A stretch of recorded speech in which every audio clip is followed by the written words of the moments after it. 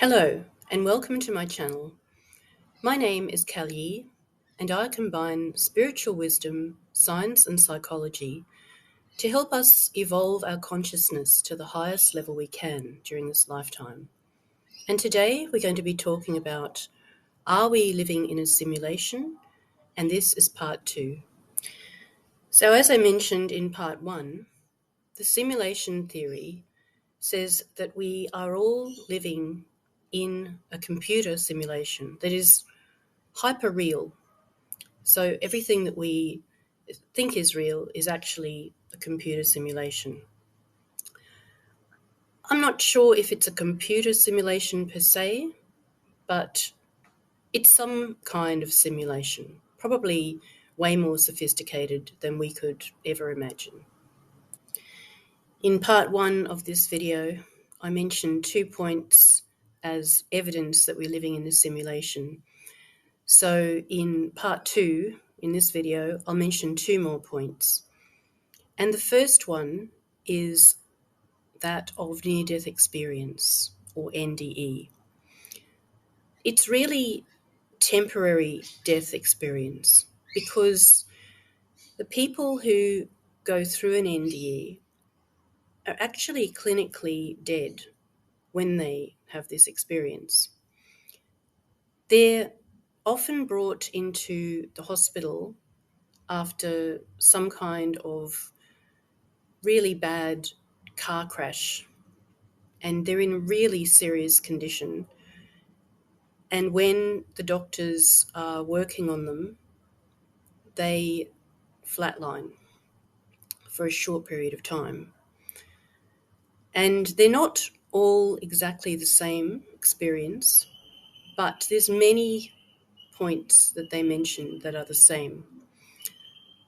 So quite often they will feel like they're floating above their body. They'll be able to see their body, the doctors, the nurses in the operating theatre.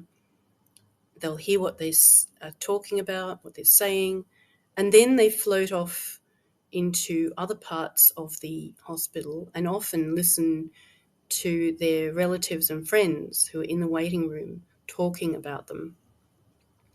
Then they are somehow guided along a tunnel or a vortex by a loving being or a loving energy, and are brought into this other area away from Earth, somewhere away from Earth, and they are greeted by people who they know who have died, and then they're led into this room where they're shown a movie, a film of their life, and they're able to experience not just themselves in their life, but other people who they've been interacting with. And if they've treated someone really badly, for example, they can feel all the emotions that that person feels as a direct result of their words and actions. And they can also see that person further down the track and the consequences of those things that they did to them later on in their life. So after they've been shown this movie of their life and experienced it, they're then told that they must go back to their life on Earth because they still have things that they need to do. And they're often told that their injuries will be healed, or their illness, the reason they came to the hospital, the reason they died, will be healed quickly and efficiently. So they go back and they're miraculously revived on the operating table. They're usually quite changed after this experience. They often say that they're much more careful about how they treat themselves and other people.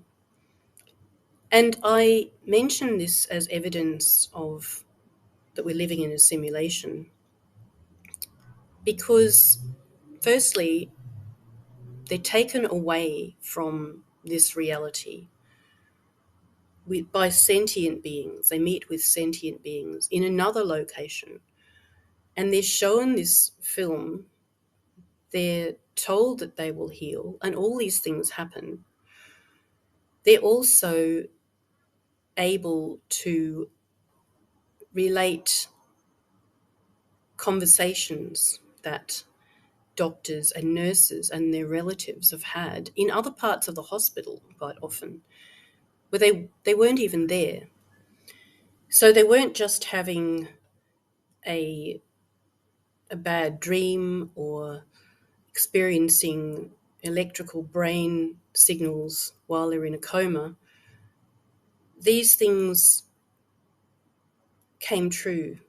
Things that they were told actually came true when they came back. So it suggests that there is another reality away from Earth where sentient beings are observing, monitoring, and even manipulating elements of this Earth in order to help people grow and evolve. Another point that supports us living in a simulation is that we have many chances to evolve. The reason I say that is because of the concept of reincarnation.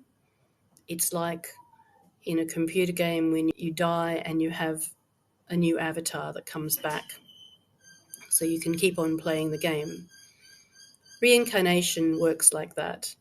And once again, there's many, many cases that you can study that are hard evidence that reincarnation exists. You can see my video on reincarnation for more detail.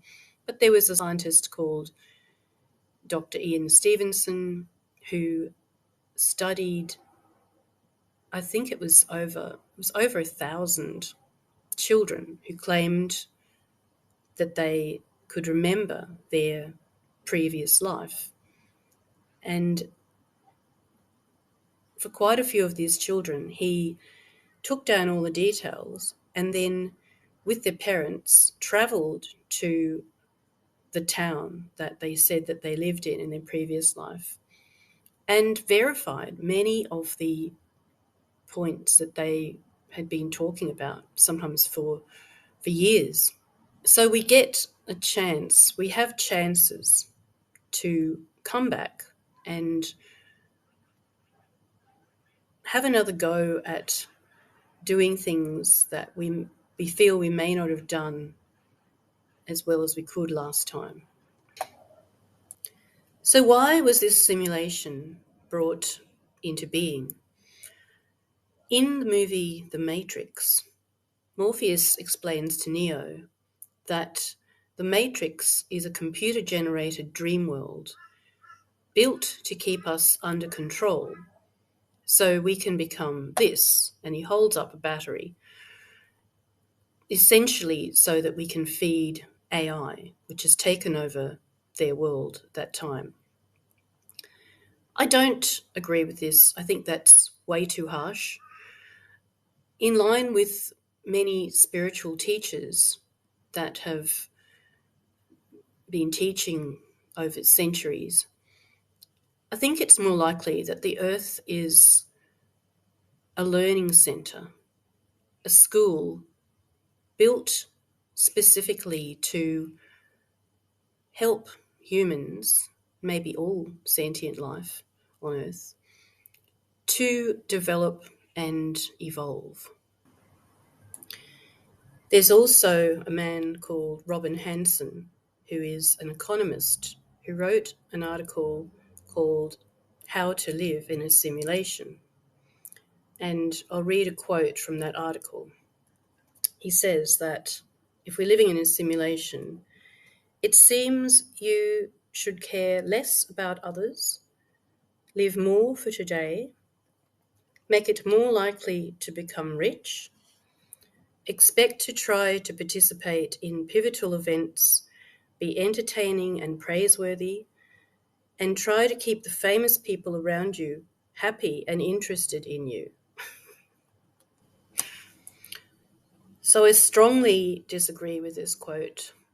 Just because we are living in a simulation, why should we behave in a hedonistic and superficial way, not caring about others, trying to become rich, being entertaining and trying to keep celebrities interested in us? These things will not necessarily lead to our development and evolution. In fact, they probably won't.